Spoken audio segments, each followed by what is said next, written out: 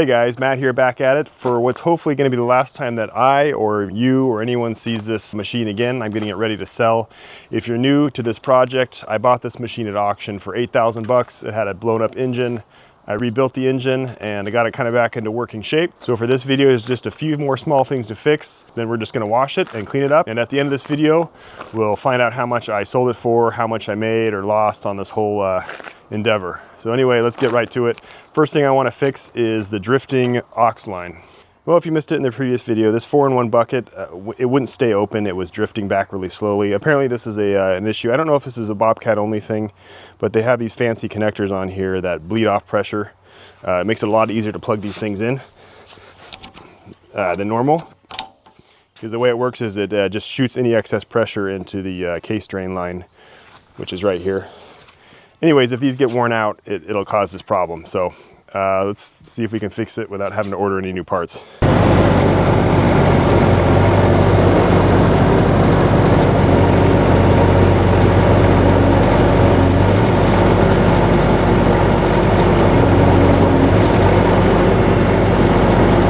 Yep, still bad.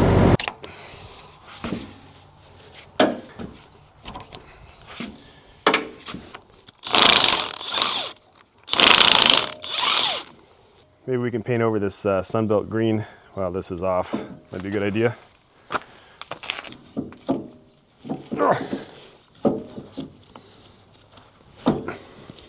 The hoses that go to here, and I think this tilt cylinder, they run all the way through this arm, which is enclosed.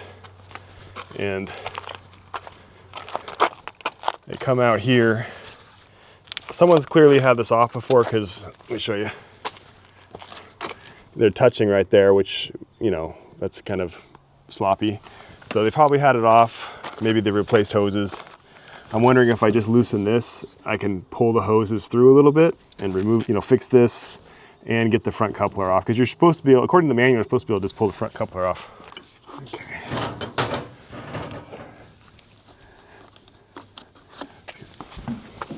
Oh yeah, much better.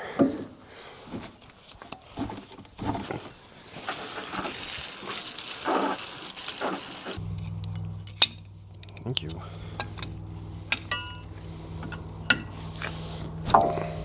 Of course, the bigger one came off.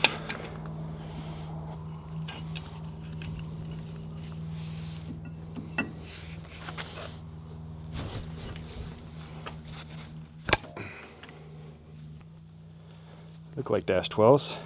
Let's hope.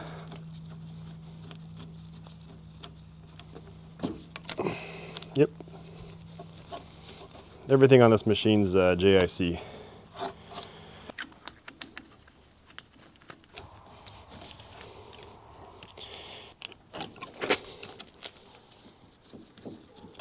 If you're watching this as like trying to figure out how to rebuild yours, I should probably let you know that there's two different designs according to the manual. So the last two letters here, FH, that's one style, then there's an FI style. It's also on the front on the male coupler if you want to check. Ooh, springage.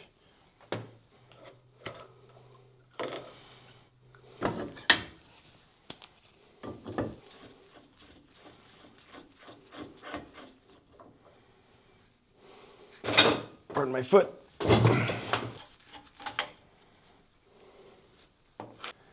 Oh, there is an O-ring in there. I was going to say those look like straight threads, but I didn't see an O-ring.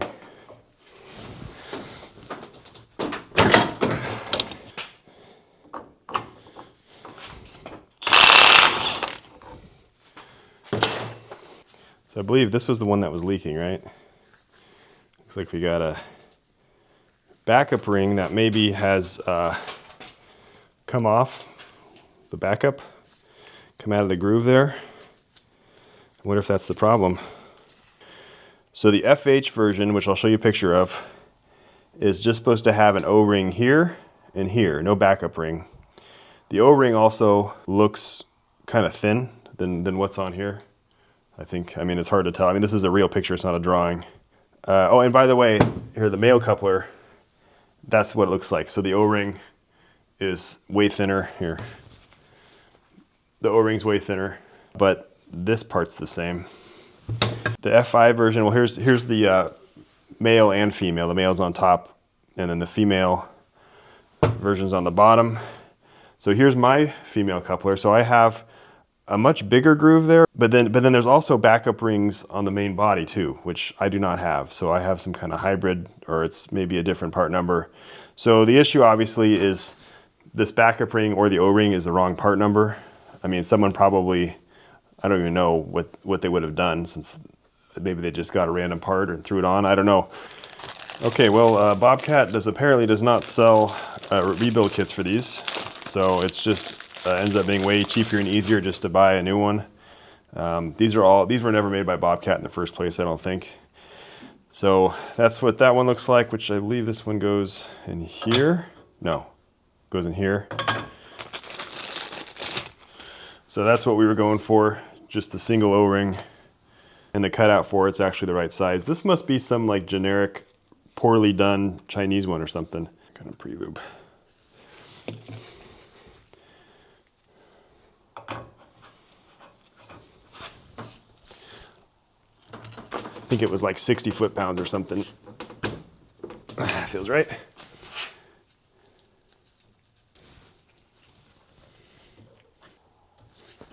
Got new O-rings on here too. The new O-ring on the tip of these has to go in here, and seals on the inside here. So make sure those have some lube on them.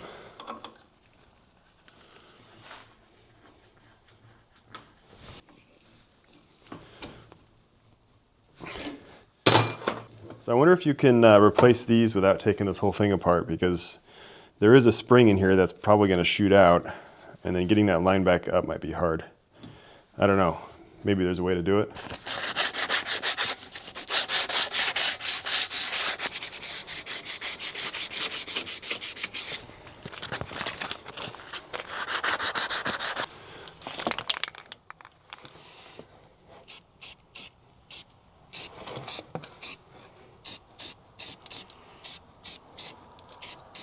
It's always good to do this at night so you can't see what you're doing.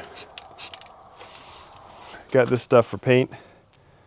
Bobcat white number 2. Maybe this is a number 1, I don't know. Maybe I should try this out somewhere first before I spray this on.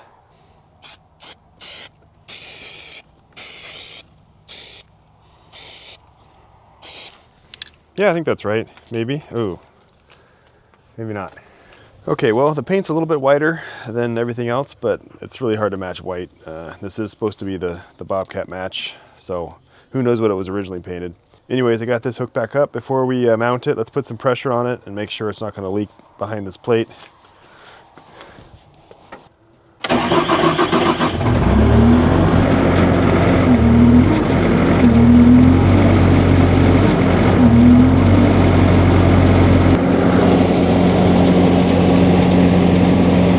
Good.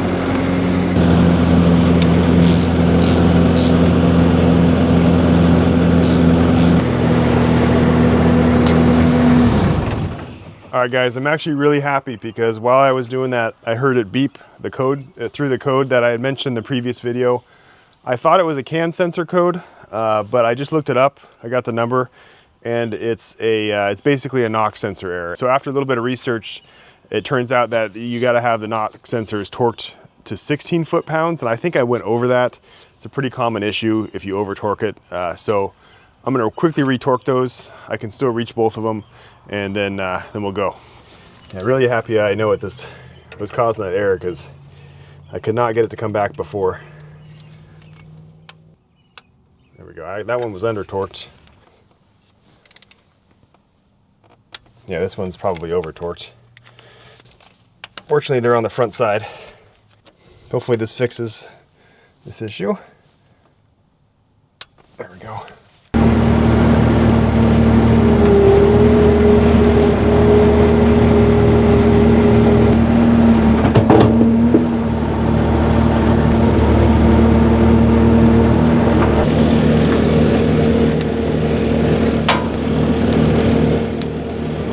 Okay.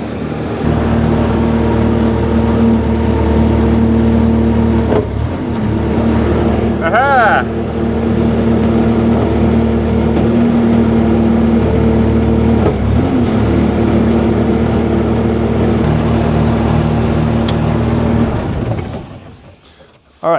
gonna go get rid of this bucket and put the bucket I'm gonna sell it with on.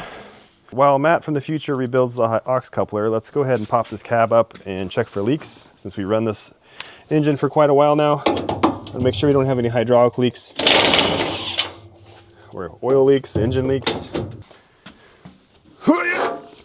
Yeah.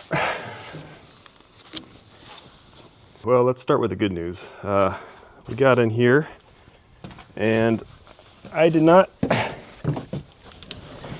see any leaks on any of the hydraulic stuff I had disconnected and reconnected. So everything looks really good. Back of the engine, I'll just make it more bumpy, but it's clean. No leaks anywhere on the oil or coolant, which is good. Anyway, you'll have to take my word for it. It looks really good. Now let's talk about problems. So I was looking for the horn wiring and I found the fuse box. And this is such a horrible fuse box design. It's almost like they did it on purpose. First of all, it's at like ground level on the inside, which I guess, assuming no water can come up from behind this plastic covering, there's like this inner cover, which just, it doesn't seal, it just pops in. And then you have this outer cover, which goes over the outside. Now you notice how it's all like just dirty and muddy and dusty in there. So if you look at what they used, so this is what they used as a sealer for the outer shell here. It's just like paper thin. It's all cracked. I mean, this machine is what, 9 years old? Like, this is obviously not going to seal anything. You can see, judging by how dirty it is right there, like dirt's just easily breezing by that. And if you notice, it's just held in place by clips. So there's no like compressive force to compress the seal and actually seal it. So no wonder it's so dirty in there. And if you get in here really good with a pressure washer, you're 100% going to get water in here. So, I mean, just horrible. So I'm obviously going to replace this seal. That'll buy it some time. But if this was a machine I was going to keep long term, you'd probably want to fix that, come up with a little better solution to hold this cover in place and seal it. Oops.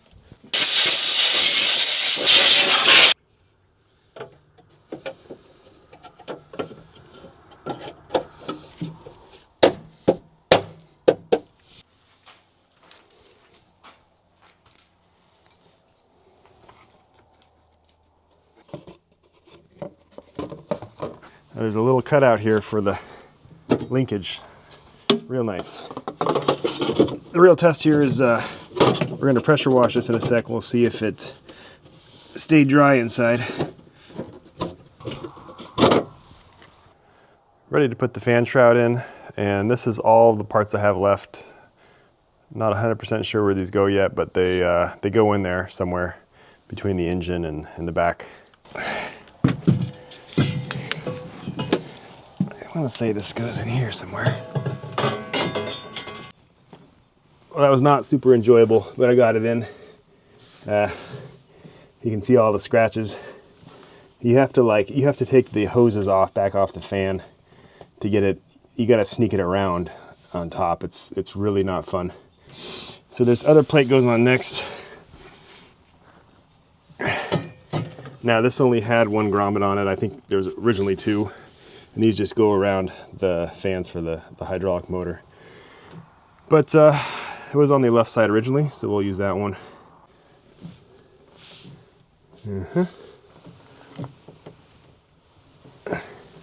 Just put this in. This is the duct panel or whatever. I guess I just... Ow.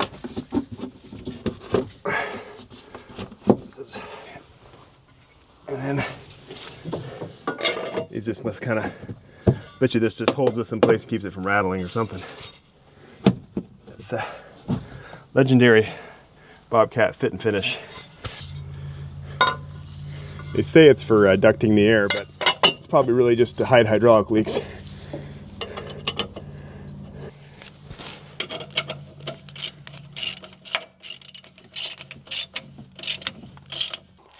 Just so you can see what this thing does.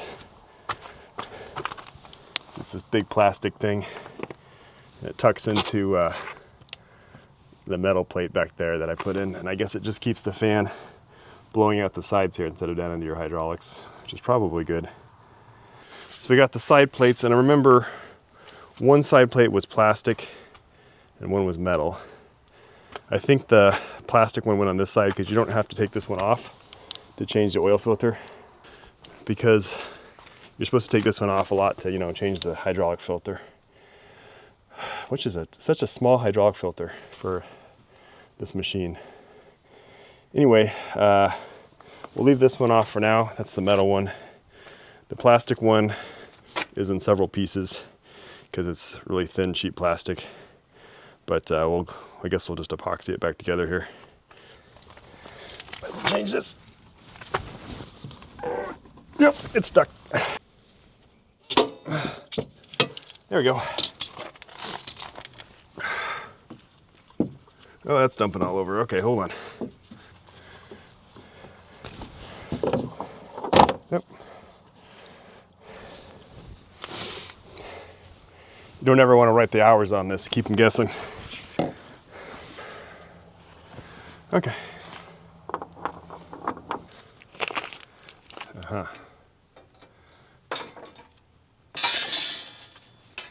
There was an assortment of fasteners on here when I took this apart,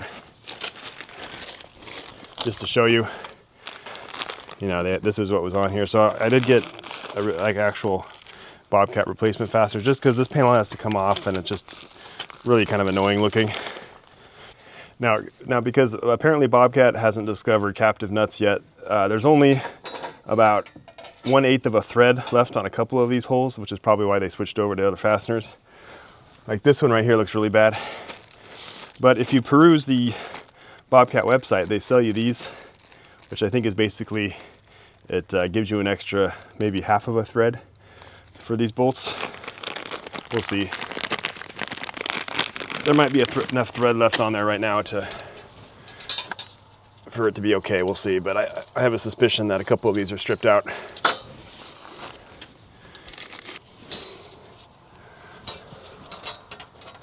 That looks like all the threads are working. So, okay, well, let's see if we get if it's any quieter in here with the fan ducting in. Oh, by the way, you'll get a kick out of this. Check out this, the lap bar up here. This is the nice Bobcat fit and finish I was talking about earlier. Look at that. It holds up the headliner so it doesn't fall down on you. That's pretty nice. Anyway, let's get this going. Oh, by the way, the horn wiring is right here. It runs, it's kind of crazy. It runs, the horn's right on the other side of the panel there, and it runs all the way up through the cab, down through the back into the switches on this controller. Someone's been monkeying with the wiring right there, you can tell. That's most likely where the problem is. I'll check that later. Let's fire this thing up.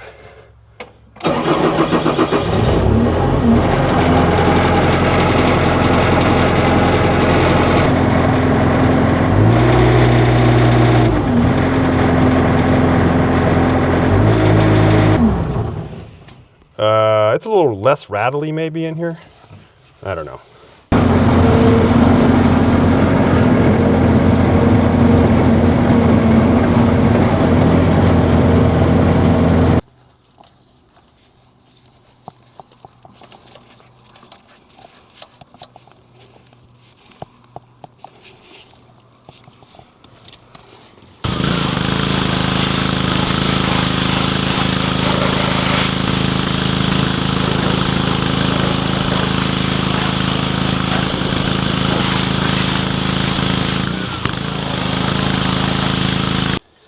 Okay, well, last thing to do here, just change the oil out, get the braking oil out. We'll cut this filter open, make sure we don't have any catastrophic engine issues about to happen. Now, I did use liquid moly on this engine, which can appear to look like you have bearings going out, but I did clean out the, when I had to flip the pistons around, I did take off the oil pan and clean that out, so I think I should have had most of that out. This is looking pretty good so far.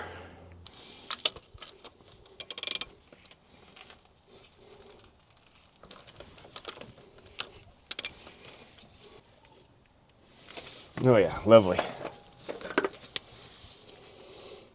Put a little bit in here, otherwise it's probably just going to spill out though, since this thing's at an angle.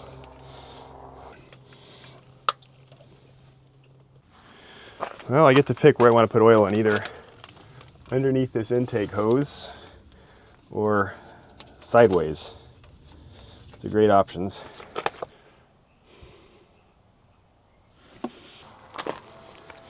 Done.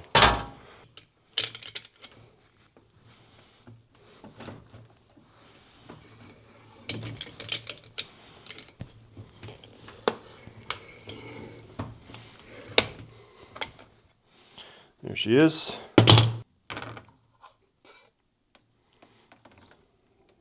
We'll check that later. That's paint. That red stuff's paint from the filter.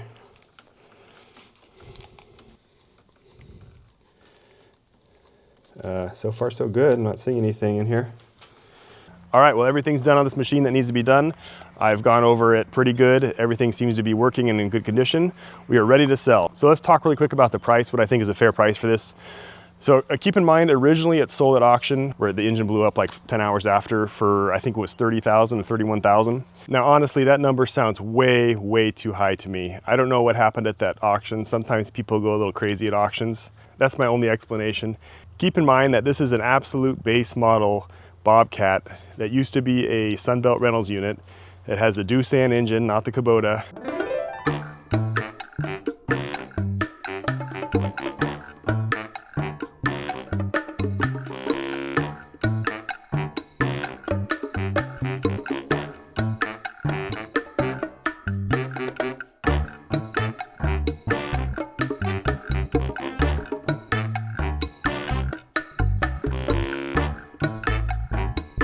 In my mind, and I was thinking this number even when I first bought it, this is a $20,000 machine, plus or minus a few thousand bucks, hopefully on the plus side. So I really think a fair price for this is probably, I want to say on the order of 20 to 25,000. I'd say that's probably pretty good. 25,000 would be exceptional. I had it up on Facebook for a couple weeks, and it's always a frustrating process for me. No one ever wants to come look at it like in the evening or on a weekend. It's always in the middle of the day, and I have a full-time job.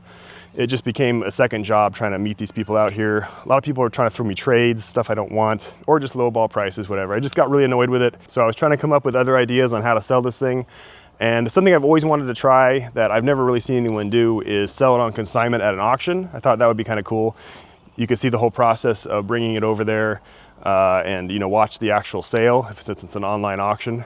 So I figured, why not? Worst case is I just lose my shirt on this machine, but that's okay. It'll make for a good video. So I got in touch with Ritchie Bros, who, if you're not familiar, is the largest heavy equipment auction house in the world, I'm pretty sure.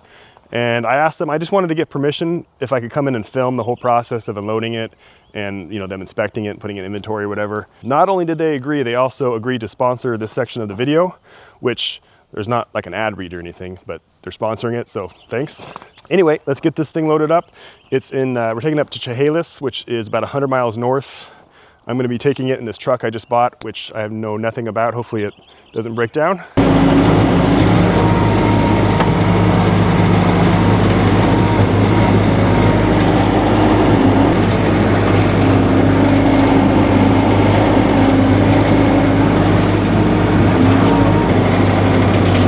It's always a little bit scary.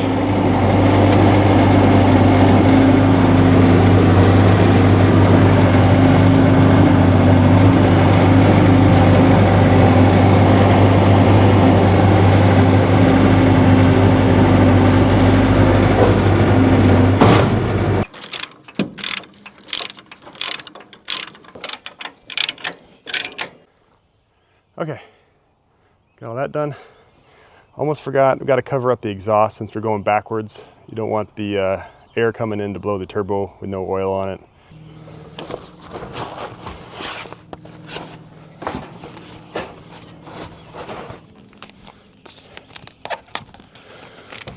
Okay, I have plenty of parking at least.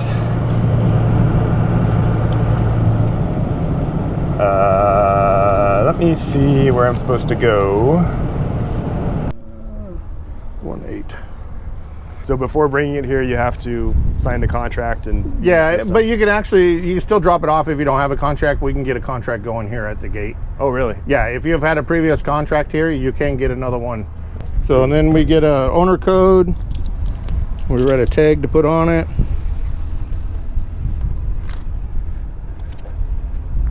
Probably right where the old sticker was.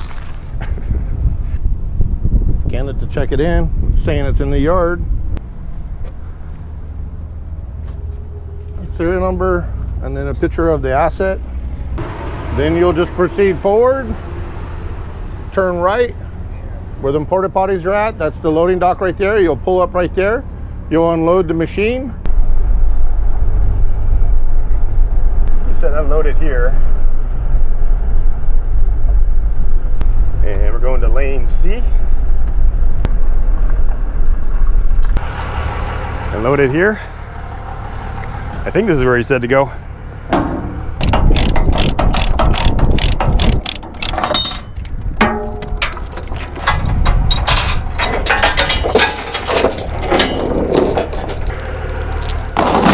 Fortunately, there's no one here today.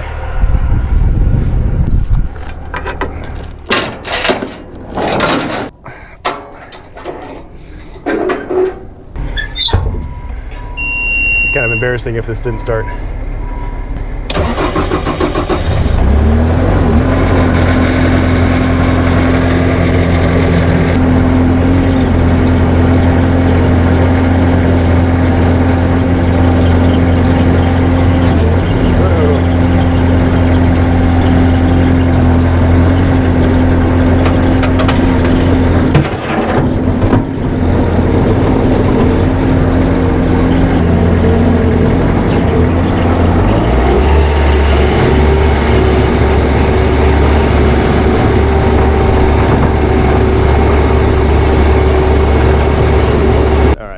Inspection.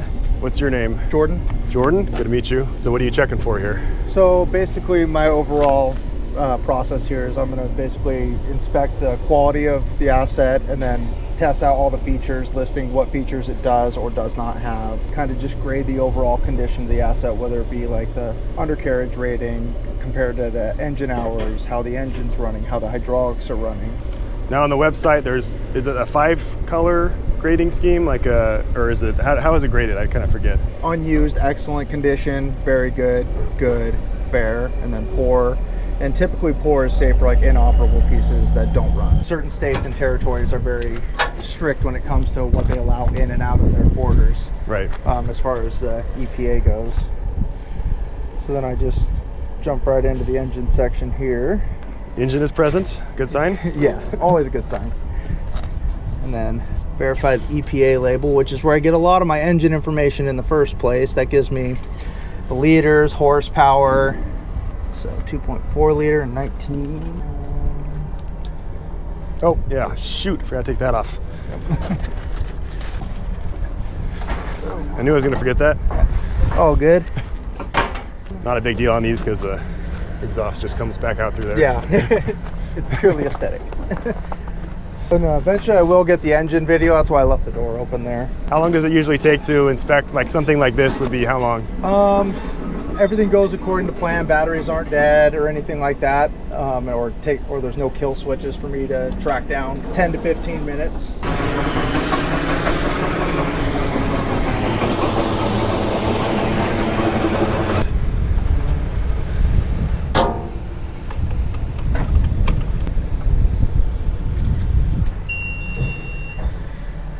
Now I'm going to get my engine startup video.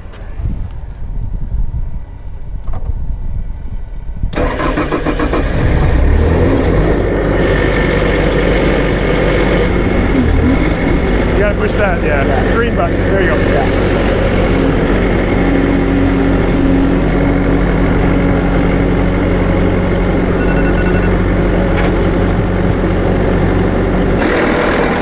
They usually have an engine video of it running on the auction listing, so you'll be able to see this there. So then we're going to move on to the drivetrain. I'm just going to overall photo the side, kind of view the sprockets and everything, and show you the overall condition of the wear and tear.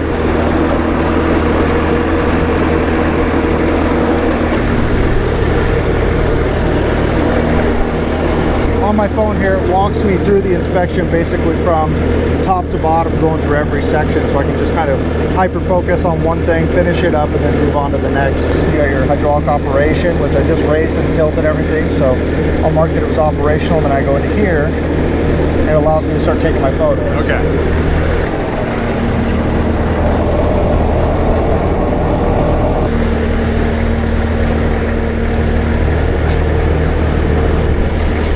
So basically I've covered every aspect of the machine so far. So all I really have to do now is pull it out here into our actual preview area where we get the best open photo of it. We'll do 4 corners of it.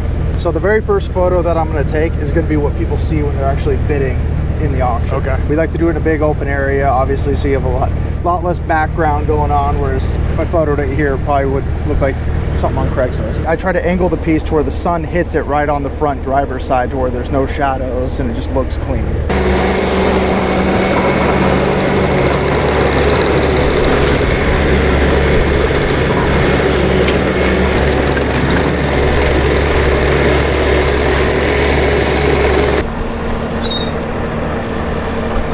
We actually have a 360 spin we can do that'll actually for a customer, you can hit play and it'll do just like you're walking around it yourself. So that'll be the first thing I do. I better get out of this picture. I'm gonna hide.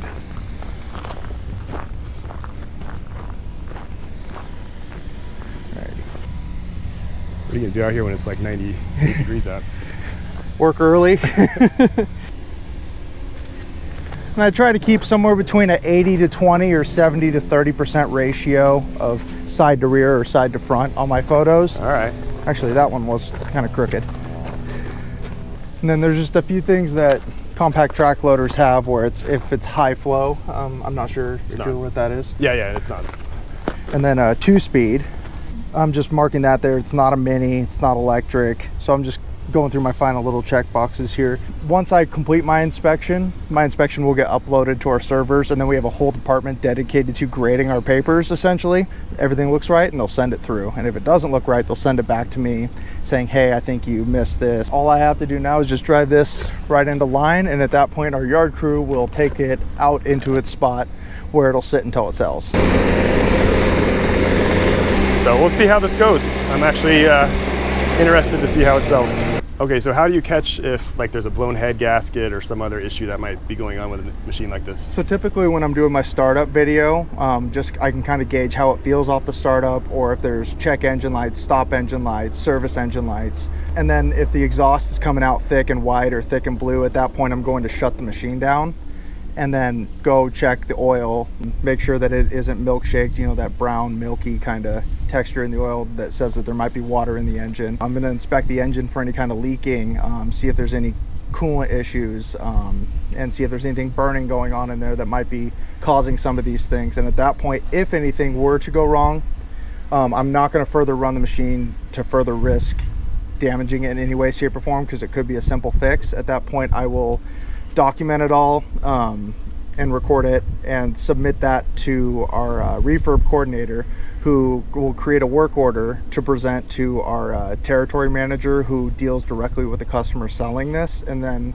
the territory manager will reach out and be like, hey, this is what we have noticed that is wrong with your machine. Is this something you would like to fix, or do you want to sell it as is? If we decide to fix it, then it goes through the process of being fixed, and then I re-inspect it under its new condition and top to bottom double check everything. You know, you got a blown head gasket, I'm going to put poor condition, you know, engine runs but not smoothly, could go at any point kind of thing.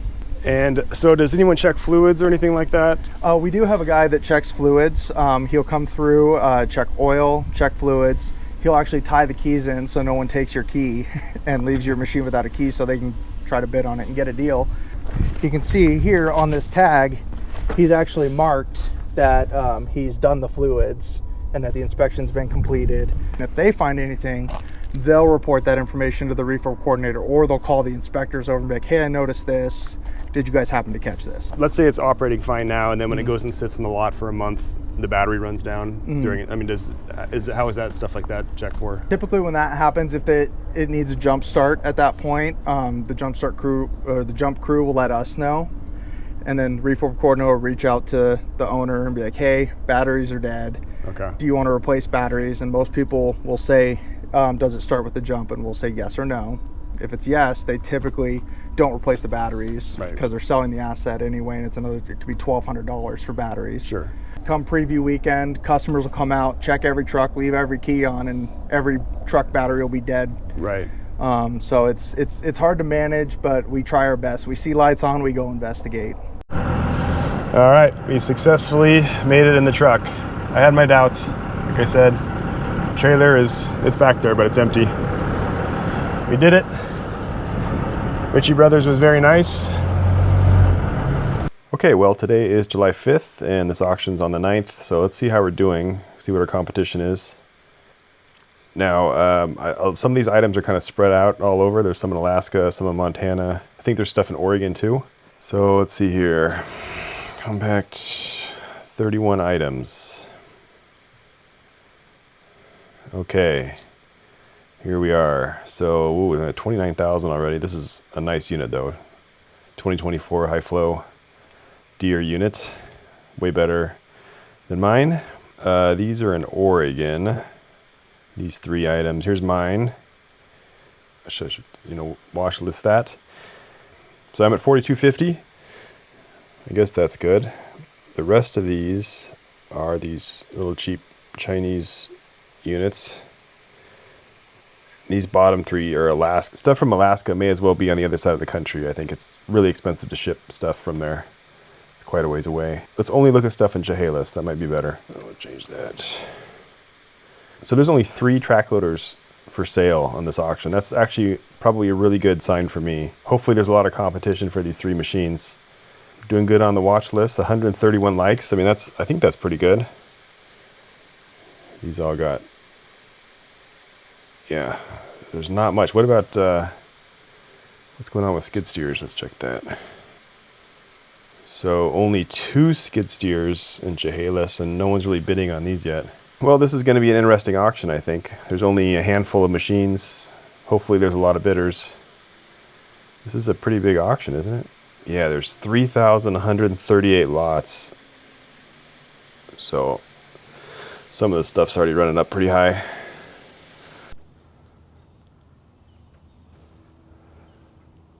Okay, well, it's the day of the auction. The Bobcat actually closes in about 15 minutes. So let's see where it's at. To tell you the truth, I'm a little bit worried it's not going to sell for very much. It starts at 9. What time is it right now? 8:55. So I am at 19,000. Now the break-even point for this project was around 14.5, 15,000, I believe. I'll have to we'll check the numbers at the end of this video.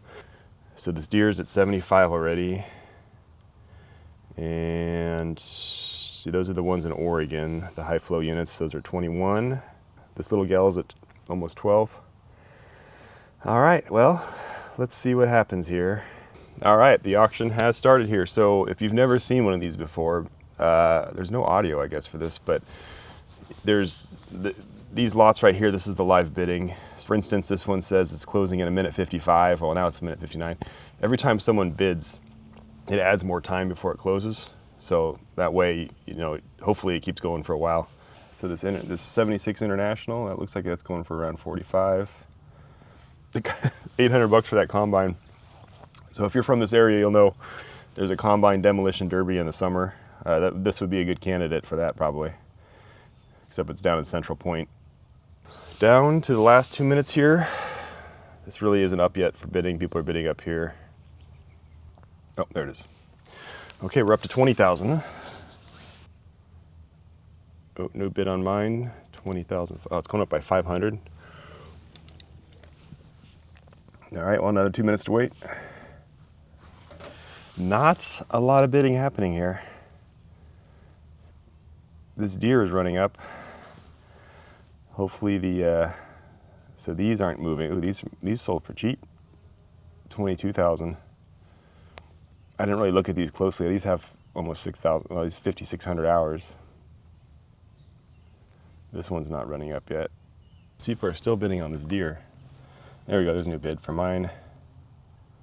21. Looks like that's selling for 85. Looks like mine's gonna sell for 21. Going twice. Well, before I get to the final cost breakdown and what I made on this project, I'm sure there's quite a few people wondering kind of why I was doing things the way I was doing. At least this is a question I would have been asking throughout this video. Why am I spending time fixing all these small kind of insignificant issues when I'm just gonna sell it at the auction, right? Where none of these things would have mattered. Like the drifting aux stuff wouldn't have mattered, fixing the horn, and just a variety of small things that I did in this video wouldn't have mattered when you sell it at auction, right? Because people aren't going to be really checking for that kind of stuff. And in the previous video, I fixed like the pins and bushings, which may or may not have helped at the auction. It's kind of debatable on that. And the reason for that is I had no actual plans on taking it to the auction until kind of earlier in the summer. When I was working on this machine in this video, that was actually 4 months ago. And at the time, I had just planned to turn around and sell it on Facebook. And in that situation, it would be nice to have a very clean and functional machine. But as the summer started, I became increasingly more busy, and I really just didn't have time, and I had no desire to deal with Facebook stuff. So that's kind of why I was looking for other options, and that's where I came up with the auction idea. I think this was a pretty good representation of selling a machine at auction. It does make your life a lot easier. You basically just dump the machine there and it's completely out of your hair. You don't have to worry about it anymore. You don't have to meet people from Facebook or wherever at your house. I do see the advantages of it. Now, obviously there are some disadvantages. The auction takes a percentage of the profit. We'll get into that in a second. But for me personally, I'm really not running a business here. This is just me having fun. It's a hobby in my backyard. So I'm not really worried about, pinching every penny out of this. And you guys just have no idea how happy I was to have that machine gone. Anyway, with all that said, here's the final cost breakdown. So I spent $8,000 on the machine. The engine rebuild, which includes parts and machining, and I had the really painful part was I had to buy that used short block for I think $3,000. That was $55.60. And just to be honest here, there was a few items that were comped, so I kind of just put in the fair market value, or shops were doing some stuff, and in that case, I just put the value in parts I would have done the work myself otherwise. And then for other just generic parts, like the pins and bushings, the new hydraulic couplers, $400. So all in, I was in for $13,960.